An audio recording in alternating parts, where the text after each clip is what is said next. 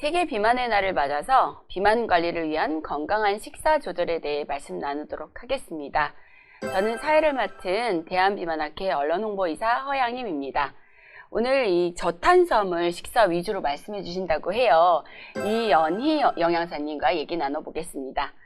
자, 비만의 사실 기본 원칙, 치료법은 굉장히 다양한데요. 운동을 해서 빼겠다, 식사 조절을 하겠다, 또 약물도 쓴다 이런 얘기가 많은데 사실 식사, 운동, 행동 교정은 사실 비만 치료에 필수입니다. 하지만 먹는 것에 대한 인간의 욕망을 조절하기 진짜 어려워서 식사 조절을 어려워하는 분들이 굉장히 많은데요. 그래서 해마다 무슨 다이어트다, 어떤 연예인이 했던 식사 방법이다 이런 유행 다이어트를 굉장히 많이 하고 실제 진료 현장에서 물어보시는 분들이 많습니다. 사실 영양사님께서도 그런 질문 많이 받으실 것 같은데요. 어떻게 대답해주고 계세요? 네. 영양사 선생님들이 가장 많이 듣는 질문이 선생님 뭐 먹어야 돼요? 이런 질문이거든요. 비만 치료할 때 상담하러 오시거나 체중 감량 원하시는 분들이 선생님 뭐 먹어야 살 빠져요? 이런 말씀 많이 하십니다. 근데 불행하게도 사실 어떤 음식을 먹어서 살이 빠지기는 쉽지가 않고 덜 먹어야 살이 빠지거든요. 근데 자꾸 체중 감량을 결심한 그 순간 뭘 사세요. 살을 빼신다고. 그때그때 유행하는 다이어트 식품들이 있거든요. 그래서 교수님 말씀하신 대로 유행 다이어트들도 많이 하십니다. 누구누구 연예인 다이어트, 아이돌 식단 이래가지고 극악무도하게 먹는 양을 줄여가지고 다시 일시적으로는 체중 감량에 성공했다가 다시 체중이 증가하는 경우도 많이 있습니다. 그래서 식사 조절은 사실 계속해서 해야 되는 거기 때문에 맞아요. 유행을 따라가는 게 아니라 본인이 실천 가능하고 계속할 수 있는 그런 방법을 고르라고 말씀드립니다. 네, 맞습니다. 건강하게 오래 할 수 있는 식사 조절이 가장 중요하겠죠. 사실 저희 대한비만학회 진료 지침에서도 체중 감량을 위해선 다양한 식사 종류를 선택할 수 있지만 영양학적으로 적절하면서 또 에너지 섭취를 줄일 수 있는 방법을 사용하라 라고 권고하고 있습니다. 요즘엔 특히나 탄수화물 섭취를 줄이는 저탄수화물 식사가 많이 언급되는 것 같은데 그 부분에 대해서 조금 더 말씀 부탁드릴게요. 네. 국민건강영양조사에 따르면 우리나라 탄수화물 섭취량이 감소하는 추세이긴 한데요. 우리나라는 주식이 밥이다 보니까 주식이 공유가 아닌 다른 나라에 비해서는 탄수화물 섭취량이 많은 편입니다.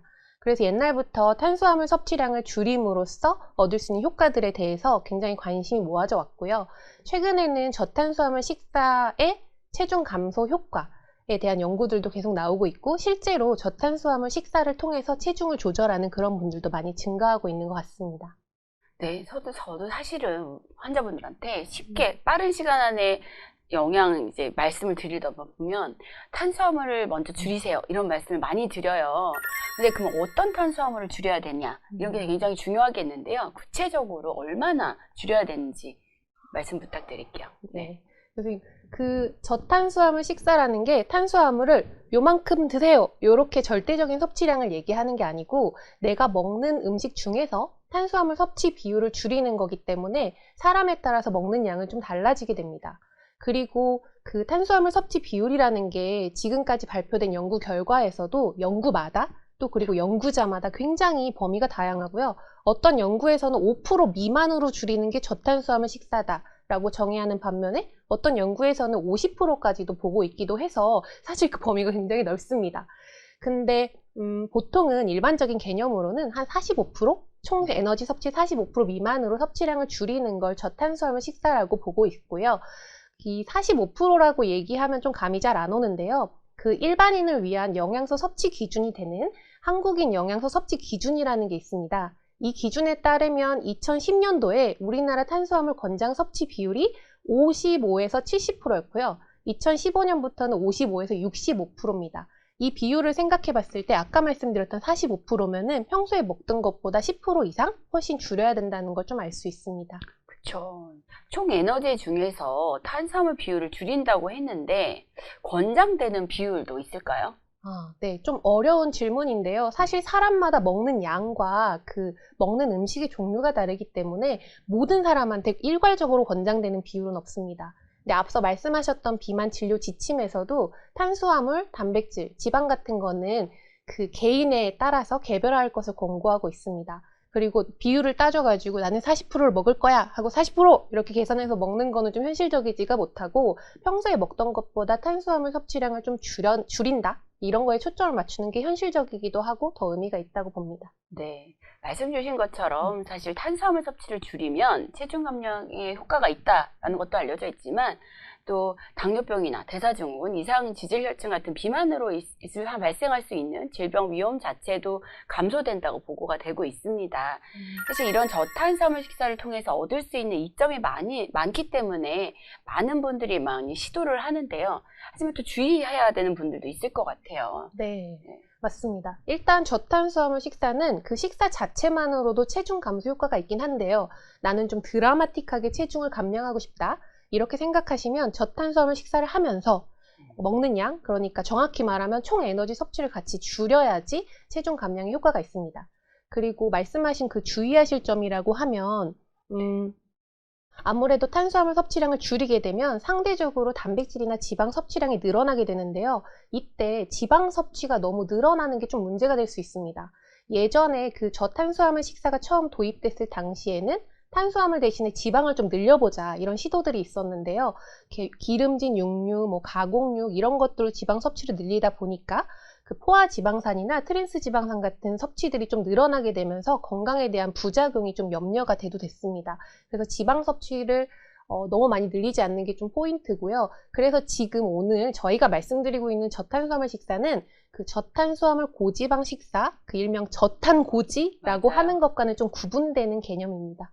네. 사실 오늘 제가 외래 환자분이 너무 중성지방이 높고 하는데 체중을 많이 빼였다는 거예요. 그래서 어떻게 하셨냐 이렇게 여쭤봤더니 저탄고지를 하고 있다면서 정말 탄수화물을 하나도 안 먹고 그 대신에 뭐 방탄커피 지방이 들어있는 커피랑 고기만 육류만 뭐 드시고 계시다고 하는데 체중은 줄었는데 너무 혈액지표가 많이 안 좋아서 제가 이런 방송을 제가 계획하고 있으니까 꼭 들어와서 보시라고 말씀을 드린 분이 있었습니다.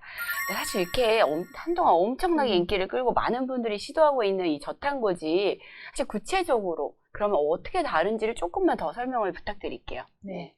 그 정식 명칭은 식사 이름이 너무 길어서 그냥 저탄고지라고 하겠습니다. 네. 저탄고지는 말 그대로 탄수화물 섭취를 극도로 제한해가지고 우리 몸이 탄수화물 대신에 지방을 에너지원으로 사용하게끔 대사를 변화시키는 식사입니다. 일명 케톤식이라고 하는데요. 예전에는 뇌전증이 있는 소아 환자에서 경련 치료 방법으로 사용을 했었는데 지금은 다이어트 식사로 더 유명하죠. 근데 원래는 저탄고지 식사 자체도 질이 좋은 지방식품 섭취를 늘려서 지방을 늘리는 게 키포인트인데 좀 요즘에는 그 기름진 음식, 뭐 삼겹살, 베이컨, 뭐 곱창 이런 것들 일부러 기름 많은 음식을 드셔야 된다고 기름을 많이 생각하더라고요. 먹어야 된다고 하니까 이런 것들을 좀 무분별하게 먹어서 사람들이 그런 거 식사로 오해하기도 합니다. 네. 근데 오늘 말씀드리는 저탄수화물 식사는 그렇게 극단적으로 탄수화물을 제한하는 것도 아니고 네. 극단적으로 지방을 늘리는 그런 식사도 아닙니다. 그렇죠. 그렇기 때문에 오래 할 수 있고 건강해질 수 있는 맞습니다. 방법이다. 다시 한번 말씀을 드리고요. 사실 저희 대한비만학회에서 이제 영양분과위원회에서 체중 조절을 위한 건강한 저탄수화물 식사요법 실행 안내서를 발간했다고 들었습니다. 사실 왜 만들게 됐는지, 또 기존의 저탄수화물 식과는 어떤 차이가 있는지, 또 어떤 부분이 도움이 될 수 있을지 좀 설명 좀 부탁드릴게요. 네. 그 방금 전에 말씀드린 대로 저탄수화물 식사는 체중을 감량하고 여러 질환을 예방하는 데 도움이 됩니다. 근데 이 저탄수화물 식사를 건강하게 실행하려면 식사의 질을 우선적으로 고려를 해야 되고 개인의 식습관 그리고 개인에 따라서 중재 목표가 다르니까 거기에 맞춰서 탄수화물을 제한해야 됩니다. 근데 아까도 말씀드렸다시피 저탄수화물 식사를 저탄고지로 오해해서 네. 지방을 너무 늘리는 사람들도 있고요. 탄수화물 섭취를 어떻게 줄여야 되는지 그럼 대체 어떤 음식을 선택해야 되는지 잘 알지 못하는 분들도 많이 있어서 이 실행 안내서를 통해서 저탄수화물 식사를 해보고 싶은 사람들이 건강하게 식사 조절할 수 있도록 방법을 알려드리기 위해 제작되었습니다. 저는 말씀하신 것 중에 식사의 질, 이게 진짜 좋은 것 같아요. 질을 높여서 먹는 식단. 그렇다면 어떻게 먹는지 저희가 책을 보시면 도움이 많이 되겠지만 그래도 오늘 이 자리에서 조금만 어떻게 먹어야 되는지 설명을 좀 부탁드릴게요. 네. 일단 그럼 맛배기로 설명을 해드리면 네. 여태까지 계속 지방 섭취가 늘어나는 것에 대해 주의가 필요하다고 반복적으로 말씀을 드렸는데요. 건강에 위해를 끼치지 않고 저탄수화물 식사를 하기 위해서는 탄수화물 섭취를 줄이는 대신에 식물성 단백질과 식물성 지방 섭취를 하는 걸 권고드립니다.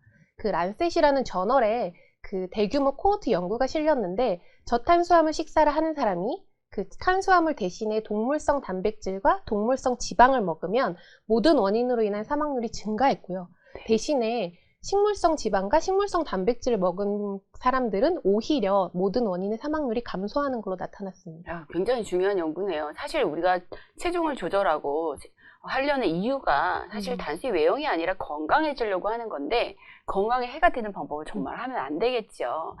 말씀 주신 식물성 단백질이라고 하면 콩이나 두부 같은 것을 말하는 걸까요? 네, 콩이나 뭐 요즘엔 사실 콩으로 만든 고기도 있고 뭐 콩 제품도 되게 많은데 이런 제품을 저는 제 생각에 활용하면 좋을 것 같거든요.